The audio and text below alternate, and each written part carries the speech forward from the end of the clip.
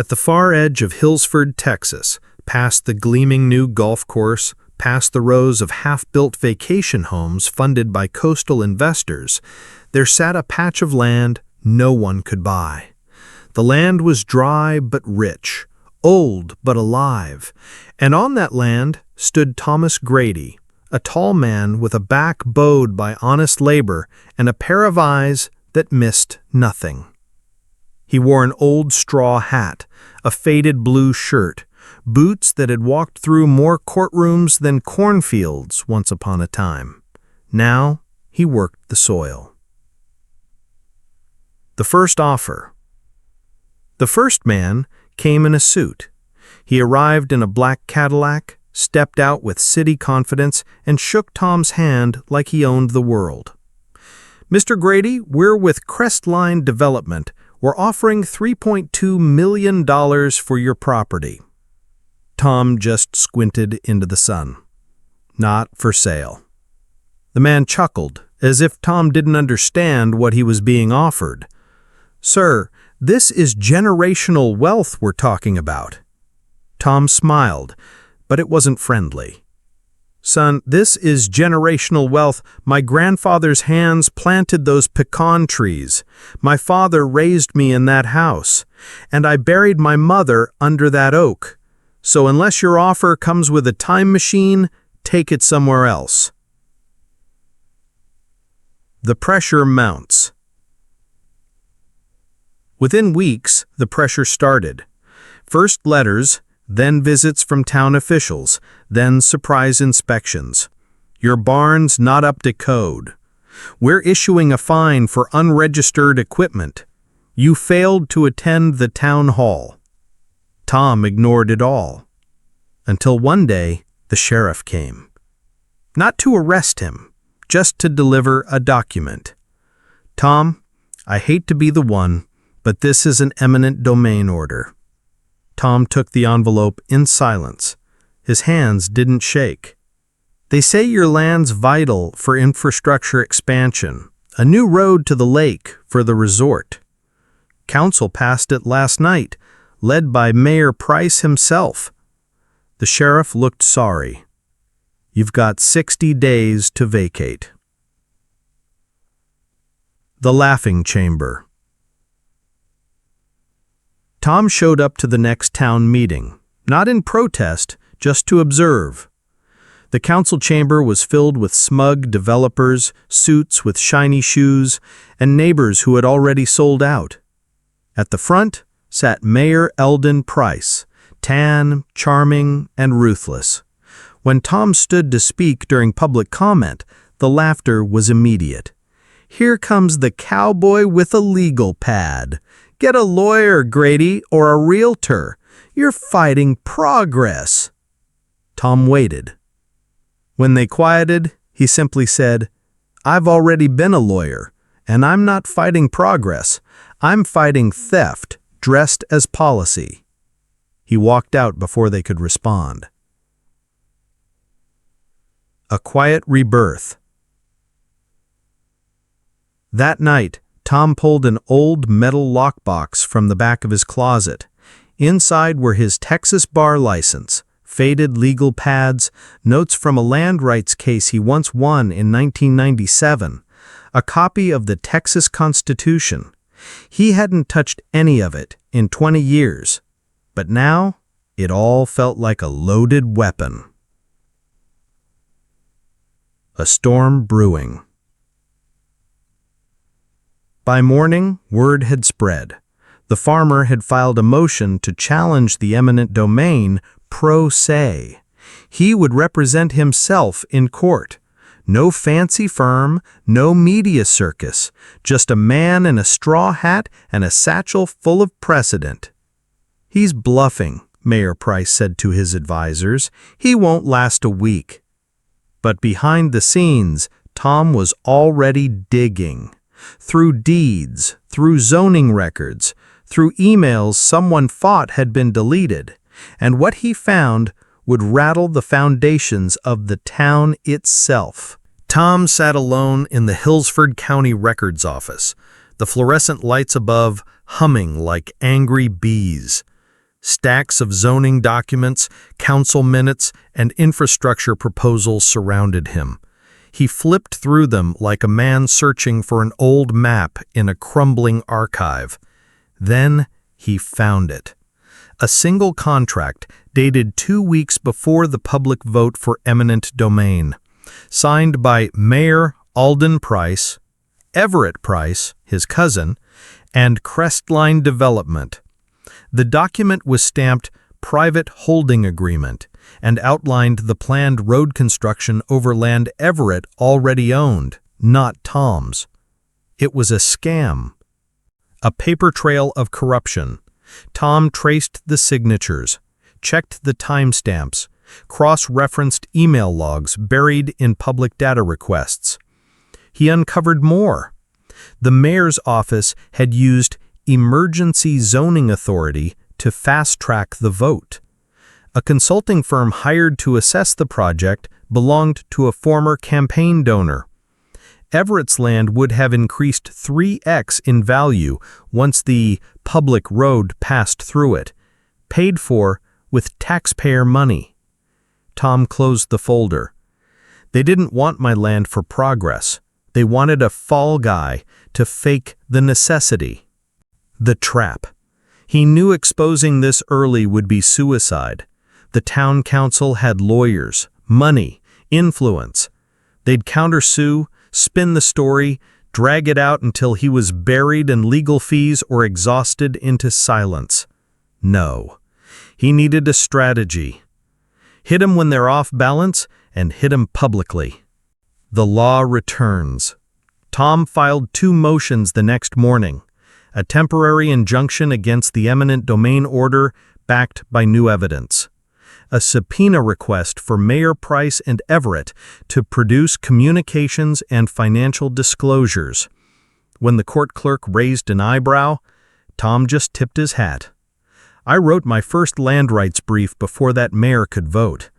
Let's see if he remembers the law now. Media fire. Within 48 hours, local media got wind of the filings. Farmer fights City Hall. Eminent domain or political favor. Whistleblower from the cornfields. And then national eyes turned.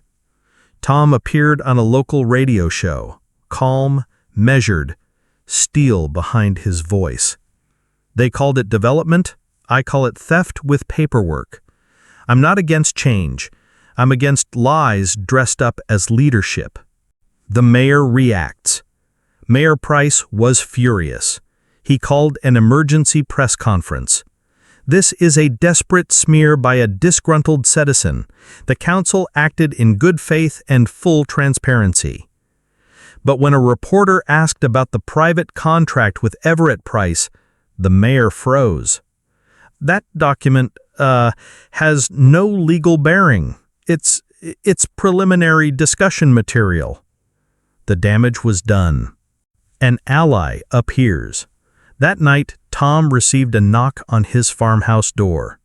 A woman in her 30s stood there, sharp, confident, holding a briefcase. Name's Laura Kendrick, environmental lawyer. Grew up here before they paved over my granddad's orchard. She extended a card. You're fighting alone. That ends tonight. Let me help you burn this council down legally. Tom nodded. For the first time in weeks, he didn't feel alone. The county courthouse was packed. Farmers, reporters, construction workers, developers, protesters holding cardboard signs outside that read, "Don't pave over our past. Stand with Tom. Hillsford or Selford." Inside, Judge Maria Bennington, known for her ironclad fairness, took her seat at the bench. Her presence quieted the room. "We are here to hear motions concerning Grady v. Town of Hillsford," she declared. "Mr. Grady, you may proceed." The opening. Tom stood. No suit, no tie, just the same worn hat he always wore, out of respect for his father and for truth. "Your Honor, I am not a man given to theater, but I am given to facts." He presented the timeline, the land seizure, the private contract, the financial documents, the false inspection reports, the illegal zoning maneuver. Then he looked to Mayor Price across the room. "And I believe this was not only dishonest, it was criminally orchestrated." Gasps echoed across the room. The objection. Mayor Price's attorney, a smug man from Austin named Chandler Rice, rose. "Your Honor, this is wild speculation. There is no direct evidence of misconduct, just inferences and resentment." Judge Bennington raised a brow. "Mr. Grady, do you have anything more conclusive?" Tom looked to Laura. She nodded. He placed a small USB drive into the courtroom's AV system. "Your Honor, I present a recorded phone call between Everett Price and a former council secretary, obtained legally through a whistleblower who has since entered federal protection." The courtroom went silent. Then a voice played over the speakers. Everett Price. "Just push it through. He's one old guy. Who's going to believe the damn farmer?" Voice. "What about the vote?" Everett. "Already bought it. Heldon signed the papers. Mayor's got my back." The courtroom erupted. Reporters scrambled. Spectators shouted. Mayor Price turned white. "Order!" Judge Bennington barked, banging her gavel. The judge speaks. When the room settled, the judge stared directly at Mayor Price. "In light of this evidence, I am issuing a temporary injunction on all development projects linked to this land until a full ethics and criminal investigation is completed." She looked to Tom. "Mr. Grady, you may have just saved this town from something very dark." The fallout begins. Outside the courthouse, cameras surrounded Tom. "What's your message to the mayor?" one reporter asked. Tom didn't even pause. "Next time you want to steal something, don't pick the man who wrote the book on how to stop you." The sun over Hillsford burned hotter than usual, but the temperature in Town Hall was freezing. Mayor Alden Price's office door was shut for the first time in years. Inside, his staff packed boxes, deleted emails, and answered calls with trembling voices. Outside, a reporter from KTRX News stuck a mic in the face of every council member still standing. "Did you know about the contract? Are you resigning? Should Mr. Grady be honored instead of prosecuted?" The tide had shifted. A changing town. Tom returned to his farmhouse, not as a suspect, but as a symbol. Strangers waved at him. Kids drew signs for him. Someone left a hot apple pie on his porch with a note, "For the man who stood up when no one else would." But not everyone was happy. The backlash begins. Late one night, Laura parked her car in Tom's gravel driveway. Her hands were shaking. "They slashed my tires," she said. Tom's face darkened. "Did you see anyone?" She nodded. Black pickup, no plates. That same night, Tom found a dead chicken nailed to his barn door, painted red with the word "traitor" below it. This was no longer just legal. It was war. The council fractures. Two members of the council, one of whom had voted for the land seizure, came to Tom in secret. "We didn't know, Tom," the younger one said. "We were lied to, bought off with promises of economic boom, but we want to make it right." Tom didn't respond at first. Then he looked them in the eye. "Then stand with me at the next hearing, publicly." They hesitated, but nodded. The mayor's final move. Mayor Price wasn't finished. Despite the investigation, he still had power.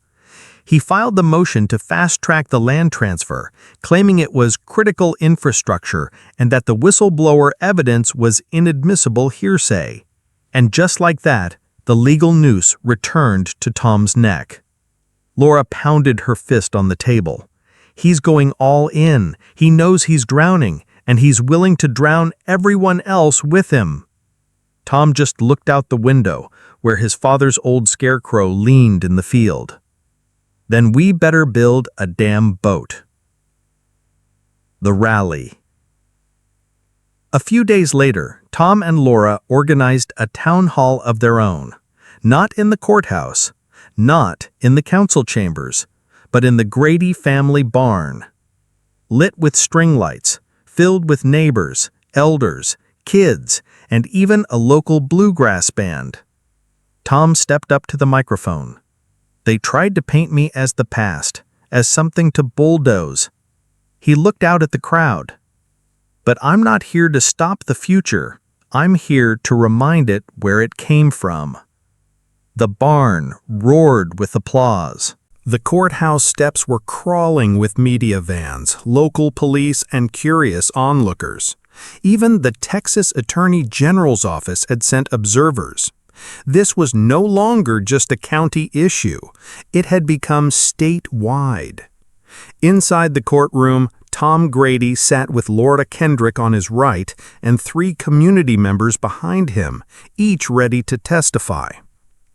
Across the aisle sat Mayor Price, his expensive lawyer whispering furiously into his ear. His usually smug face now sagged beneath the weight of national exposure. The testimony begins. Judge Bennington entered, calm as ever.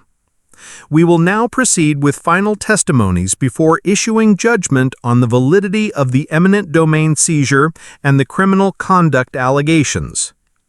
Laura rose first. She played bank records showing bribes from Crestline Development to a shell company, later linked directly to Price's brother-in-law. This isn't about a road, Your Honor. It's about enrichment, plain and dirty. Voices of the town. Next came Marjorie Kane, 72, retired librarian. I've lived in Hillsford my entire life. The Hillsford land is part of this town's blood. They tried to rip it away, not for progress, but for greed. Then Carlos Jennings, who once worked for the development crew. I was told to prep land for digging before the vote even passed. They laughed at Mr. Grady, said he was too old and too proud to stop it. Finally, Tom stood. He held up a faded black and white photo, his father and grandfather planting corn by hand. This land isn't just mine, it's a promise kept for 4 generations. If they can take that without honor, then none of us are safe. The collapse. Mayor Price's lawyer tried to object, tried to deflect. But the whistleblower testimony, the financial records, the timeline evidence, and the community outrage were too heavy. The final nail came when the judge revealed, "The state is opening a separate investigation into the mayor's financial conduct. This court will no longer presume good faith." The verdict. Judge Bennington delivered her ruling with gravitas. The eminent domain order is hereby nullified. All contracts related to the Crestline development are void. Further, this court refers Mayor Alden Price and associates to the State Ethics Commission and Attorney General's Office for prosecution. Aftermath. The room broke into cheers. Tom didn't cry, didn't gloat. He simply took off his hat and nodded at the judge. Laura squeezed his arm. "You just buried a machine, Tom." He smiled faintly. "No, I just plowed it under. Let's see what grows next." 6 months had passed. Hillsford looked different. Not in skyline or buildings, but in tone. The fear that once clung to the town like humidity had lifted. People walked straighter, talked louder, asked questions instead of nodding quietly. And at the center of it all was Tom Grady, still in his straw hat, still on his land, but now no longer alone.